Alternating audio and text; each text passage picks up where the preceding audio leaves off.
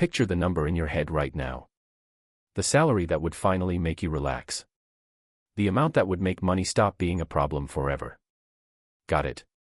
Now here's the strange part. Whatever number you just imagined, it's wrong. Not because you guessed too low. Because no number works. Ask someone earning 10 times your income the same question, and they'll picture a number 10 times higher than yours. They are not lying. Their brain is doing exactly what yours is doing right now. And the reason why is far stranger than simple greed. For most of human history, wealth was visible and finite. You could see who had the fullest grain stores. You could count the cattle in your neighbor's field. Your brain evolved in small groups where status was easy to measure and resources were easy to compare. That wiring never updated. It's still running in your skull today, except now you're comparing yourself to billionaires on a screen instead of the farmer next door.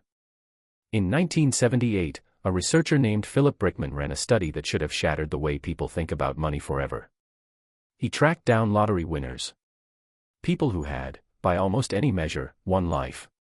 He compared their happiness to a control group of ordinary people, and then to a third group, people who had become paralyzed in accidents.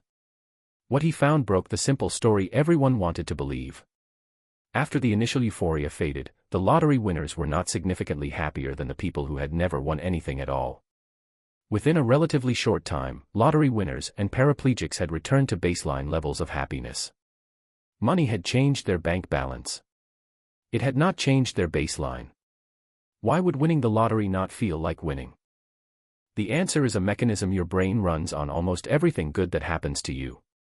Psychologists call it hedonic adaptation. Think of your happiness like a thermostat. No matter how much you heat the room, the thermostat eventually resets back to its default setting. A new house feels incredible for a few months. Then it just becomes the house you live in. A raise feels thrilling for a few weeks. Then it becomes the income you're used to, and your spending quietly rises to match it. Your brain isn't built to register your absolute wealth. It's built to register change. And once the change stops, the feeling stops with it. This is where things get even stranger. Because the comparison your brain cares about most isn't even your own past. It's everyone around you. In the 1970s, an economist named Richard Easterlin noticed something that didn't make sense. As entire countries got richer over decades, average reported happiness barely moved. Individual income predicted happiness reasonably well inside a single country at a single moment.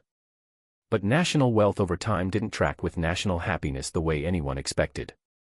This became known as the Easterlin paradox, and it pointed to an uncomfortable truth. Happiness from money isn't really about how much you have. It's about how much you have compared to the people you measure yourself against.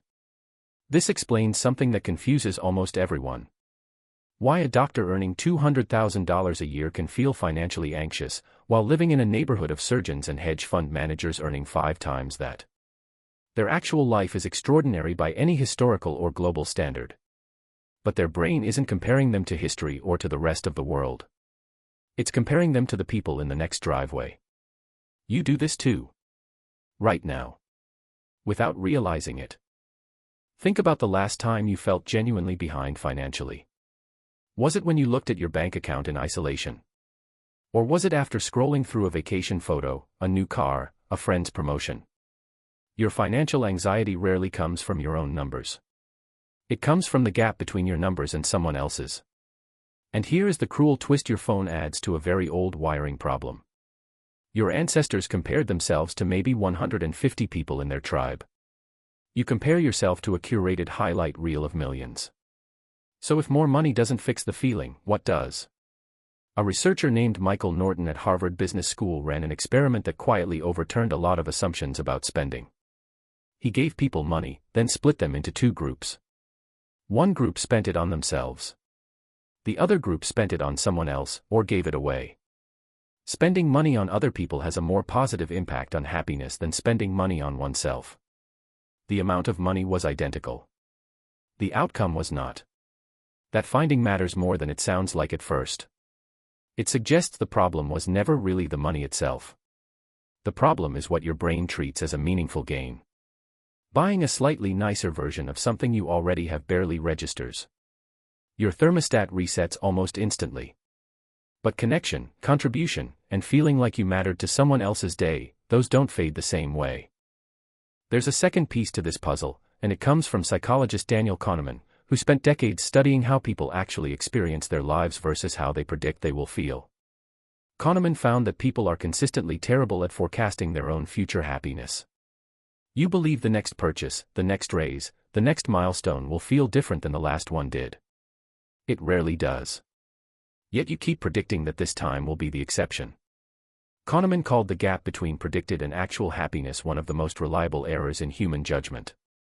So your brain isn't just chasing a moving target. It's actively bad at noticing that the target keeps moving. This is why a person earning $80,000 a year can feel financially secure, while a person earning $800,000 can lie awake calculating debt. It was never really about the number on the paycheck. It's about the size of the gap between what you have and what your reference point says you should have. And that reference point keeps quietly rising every time you get closer to it. Researchers sometimes call this the hedonic treadmill. You can run as fast as you want. The scenery never changes. Each raise resets your baseline. Each upgrade resets your comparison point. You're not standing still financially. You're sprinting on a machine bolted to the floor. So does this mean money is meaningless? Not exactly. Studies on income and well-being generally find that money does increase day-to-day emotional well-being, but mostly by reducing specific sources of stress. Not having to worry about rent. Not having to choose between groceries and medication. Once those baseline needs are covered, additional income keeps adding to life satisfaction, the broader sense that your life is going well, but its effect on moment-to-moment happiness shrinks dramatically. Money is extremely good at removing certain kinds of pain. It's far worse at manufacturing joy out of nothing. Which brings the question back to you, sitting wherever you're sitting right now, with whatever number is sitting in your bank account. The feeling of not having enough was never really a math problem. It's a comparison problem, running on hardware built for tribes of 150 people, now pointed at a planet of 8 billion. Every time you close that gap, your brain quietly redraws the finish line a little further away. That's not a personal failure. It's not weakness or poor discipline. It's the oldest software running in your skull, doing exactly what it was built to do. So picture that number again. The one that would finally make you feel like enough. Now ask yourself a different question. Not how to reach it, but why you're so sure that, once you do, the line won't simply move again.